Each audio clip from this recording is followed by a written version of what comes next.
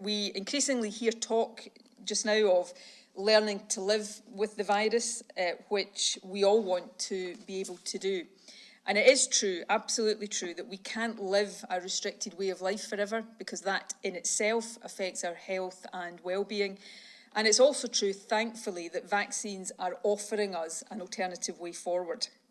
However, that desire to just live with it cannot mean that we simply throw all caution to the wind and no longer worry at all about rising levels of infection. And I want to just set out briefly why we can't simply throw all caution to the wind.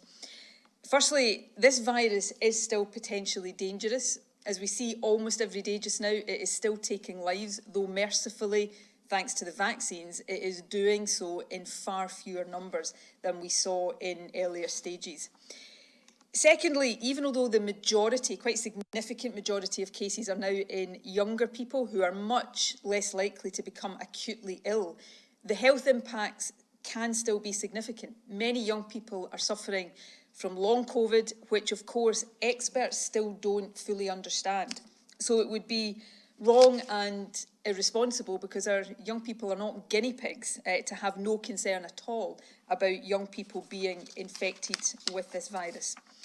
And thirdly, even although far fewer people with COVID are ending up in hospital now, around 3% of all cases compared to 13% earlier in the year, and that's mainly because vaccines are giving protection to those that previously were most likely to fall seriously ill, it is still the case that 3% of a high number of positive cases will still put significant pressure on our NHS. That's a matter of basic arithmetic.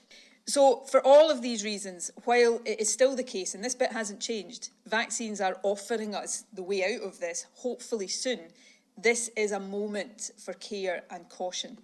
And that's not true just here in Scotland, although we are undoubtedly at the sharp end of this Delta curve. But increasingly we see and hear other countries faced with an accelerating Delta wave also re-emphasise the need for caution.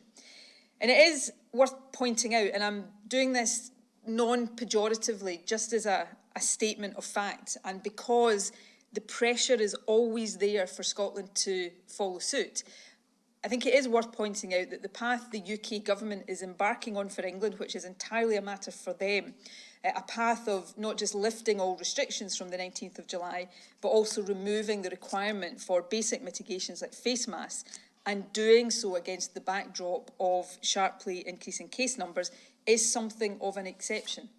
So while I totally understand the desire that some have for us to follow suit in every single respect, we have to think carefully about the steps we do take at this juncture.